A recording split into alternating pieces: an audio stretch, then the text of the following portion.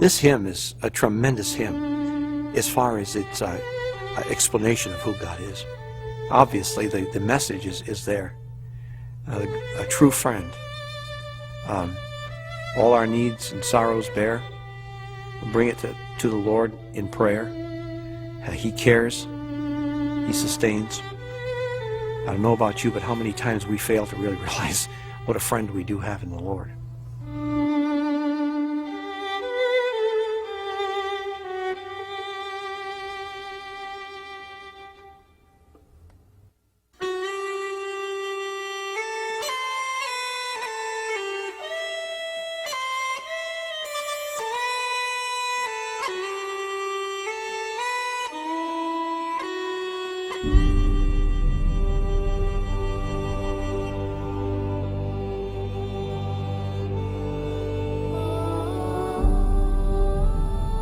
In the spring of 1844, the hills of Ireland were green. Clouds drifted across painted skies. And for a young Irishman, the future was filled with hope and promise. Joseph Scriven had completed his university education and returned to his home outside of Dublin. He was engaged to his childhood love and soon planned to take her hand in marriage.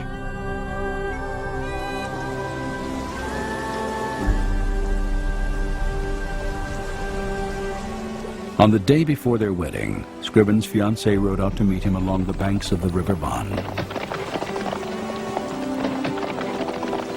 In a terrifying instant, her horse was startled and she was thrown headfirst into the rushing waters. Knocked unconscious by the fall, she drowned moments before Scriven arrived. And they were taking the body out of the water, and he was close enough to look, and he looked into the face of the girl that he was supposed to marry the next day. As he said later, he said, the bottom of my world seemed to just disappear. And he said, no, wherever I looked after that in Ireland, I always was reminded of the wonderful day I had looked forward to that never had occurred.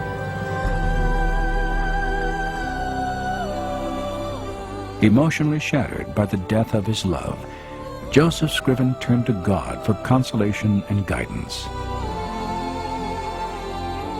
He decided to leave Ireland, and in 1845 he arrived in Ontario, Canada, where he would spend the rest of his life.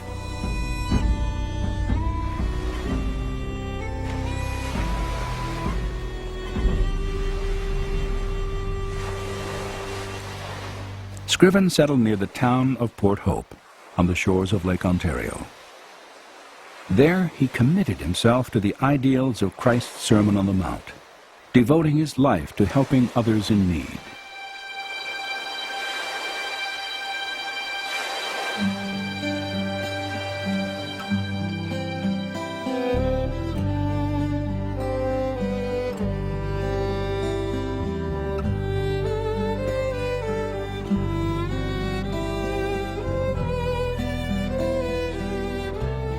Each day he walked these roads assisting widows, the sick, and the poor. It was said that he never once denied a request for help, and that his greatest desire was to reflect the love of God through his life. For nearly 40 years, Joseph Scriven was a living light of charity and faith in this small Canadian town. And for his acts of kindness, he came to be known as the Good Samaritan of Port Hope. So he devoted his life to love and good deeds for the people of his community there. And they saw him walking down the street carrying a sawhorse and a saw, and someone in the community said, well, there's Joseph Scriven. He's willing to saw wood for anyone. And this particular individual said, boy, I'd like to hire him to do it for me. I'd love to find a sober young man to cut wood for me. And this individual responded, well, you won't get Joseph Scriven because he only helps the people who cannot pay or have no resources for which to reimburse you. So he really did want to help people out of the goodness of his heart because of God's grace.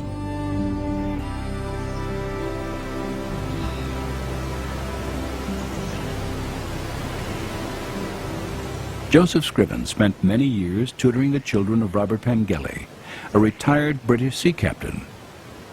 It was in this house that he met and fell in love with Pengelly's niece, Eliza Roche.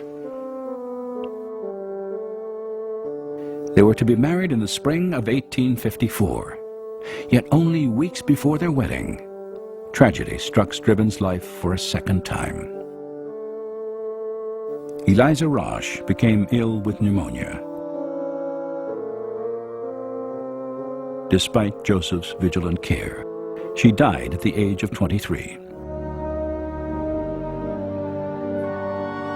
Once again, Scriven was heartbroken by the loss of a woman he loved. And once again, he found strength by turning to a God he looked upon as his closest friend.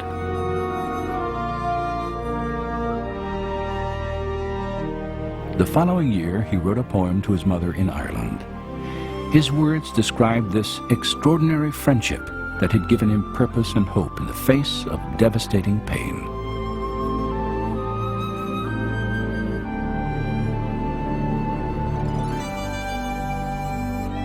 What a friend we have in Jesus, all our sins and griefs to bear. What a privilege to carry everything to God in prayer. Oh, what peace we often forfeit. Oh, what needless pain we bear. All because we do not carry everything to God in prayer. In simple yet eloquent language, Joseph Scriven, a man well acquainted with sorrow and loneliness, had defined for the world the essence of a right relationship with God. He saw his Creator not as an impersonal force to be feared, but as a loving Father and friend whose greatest desire is to carry our burdens and ease our pain.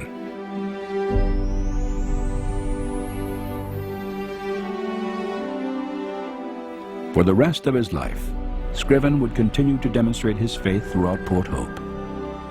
And today, more than a century after his death, his profound insights into the true character of God still resound through the legacy of a timeless hymn.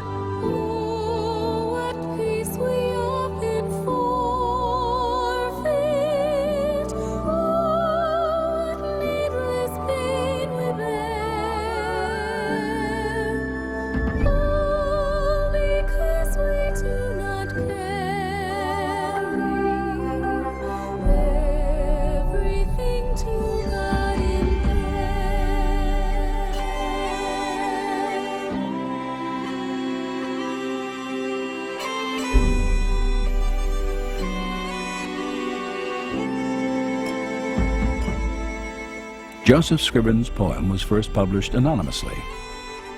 Nearly a decade passed before Scriven revealed to a neighbor and to the rest of the world that he and the Lord had written it together.